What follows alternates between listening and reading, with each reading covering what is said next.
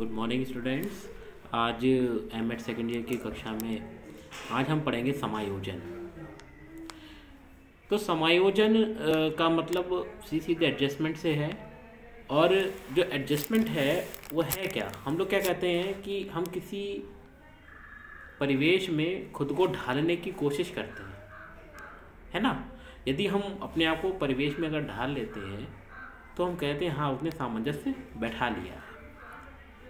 मनुष्य स्वभाव शुरू से ही संघर्षशील व्यक्ति रहा है और संघर्षों में खुद को सहज रखकर उन परिस्थितियों से पार पाना या उन परिस्थितियों के साथ खुद को ढाल लेना, ये मनुष्य ने शुरू से ही यह कार्य आसानी से किया। जब मनुष्य ने इस पृथ्वी पर आया एक बंदर के रूप में, आवश्यकता लगी, पेड़ से नीचे उतरे, दो पैरों पर चलना सीखा। उसके बाद वह धीरे धीरे प्रकृति के साथ समायोजन करते हुए, सामंजस्य बैठाते हुए आज अपने वास्तविक रूप में हमारे सामने है। तो समायोजन जो शब्द है वो लैटिन भाषा के एड प्लस जस्ट शब्द से बना है, जिसका शाब्दिक अर्थ क्या है, टुवार्ड्स राइट, यानी सही की ओर चलना। अर्थात किसी परिस्थिति में सही दिशा से सामंजस्य बैठाना ही एडजस्टमेंट है। तो गेट्स एवं अन्य इन्होंने परिभाषा दी है कि समायोजन एक सतत प्रक्रिया है जिसके द्वारा एक व्यक्ति अपने स्वयं और वातावरण के मध्य अधिक सामंजस्य पूर्ण संबंध बनाने के लिए अपना व्यवहार परिवर्तित करता है। ठीक, तो परिभाषाएं पढ़ने के बाद अब हम पढ़ेंगे समायोजन की विशेषताएं क्या है। तो समायोजन क्या है, एक सकारात्मक प्रक्रिया है ना, एक पॉजिटिव प्रोसेस है जिसके थ्रू हम जो है नेचर के साथ, सोसाइटी के साथ एडजस्ट करने की हम कोशिश करते हैं। इसके बाद दूसरी हमारी प्रमुख विशेषता रहती है कि समायोजन वातावरण का एक अनुकूलन है। समायोजन में व्यवहार की समरूपता और संतुलन दोनों पाए जाते हैं। व्यवहार की समरूपता मतलब जैसा हमारा बिहेवियर है उसी के समान हम संतुलन भी बना के रखें।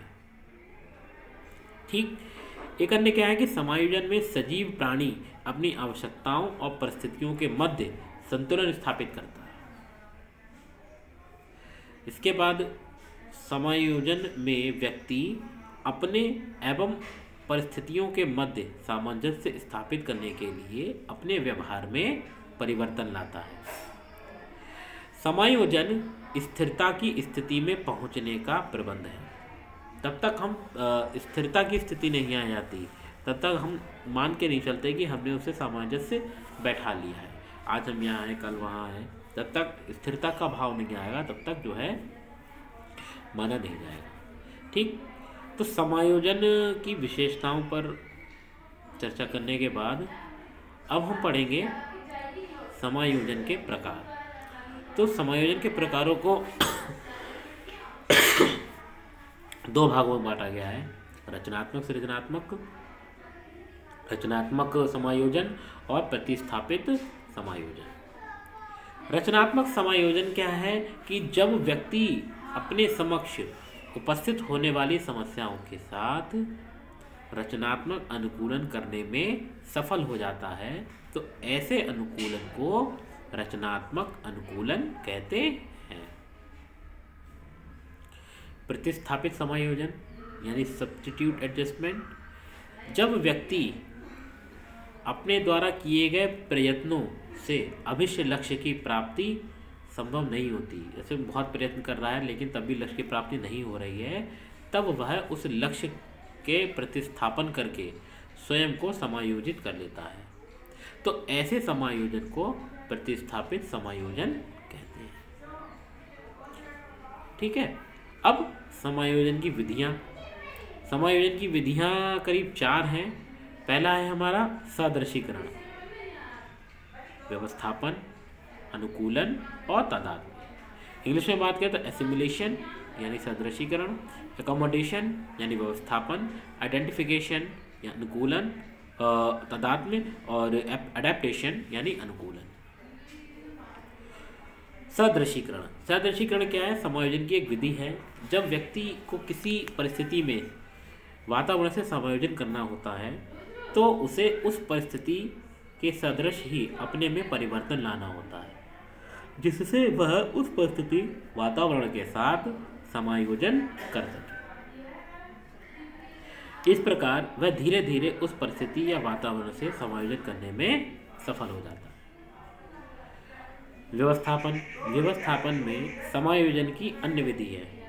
जब व्यक्ति किसी परिस्थिति वातावरण के साथ सादृशीकरण करने में सफल नहीं होता तो वह उस परिस्थिति में अपने को व्यवस्थित करने का प्रयास करता है और धीरे धीरे उस परिस्थिति या वातावरण में स्वयं को ढाल लेता है। तो हम ये कहते हैं कि व्यक्ति ने सामंजस्य उसके साथ बैठा लिया है। अनुकूलन यानी उसी के अनुरूप व्यवहार करना, है ना, कि जब व्यक्ति किसी परिस्थिति के साथ ना तो सादृशीकरण करे ना ही व्यवस्थापन कर सकता है तो वह ऐसी परिस्थिति में स्वयं को अंगीकृत कर लेता है और उस परिस्थिति या वातावरण में स्वयं को समायोजित कर लेता है। अगला था तादात्म्य। तादात्म्य भी समायोजन की एक विधि है।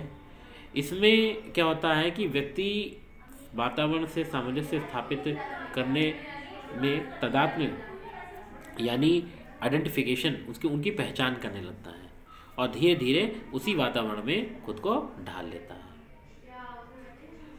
ठीक है, तो अब समायोजन की विशेषताएं क्या हैं भाई? तो समायोजन की विशेषताएं के बारे में हम कल आपसे चर्चा करेंगे।